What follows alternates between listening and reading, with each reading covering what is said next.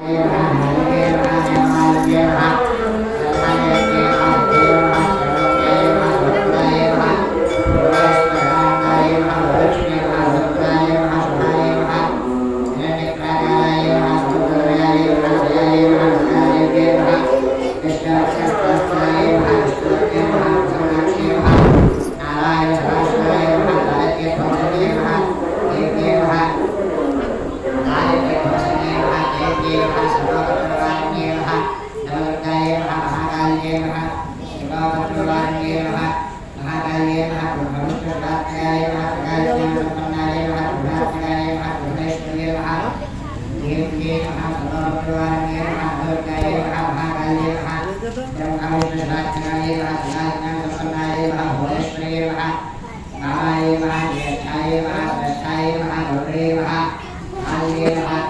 Ghiền Mì Gõ để không bỏ lỡ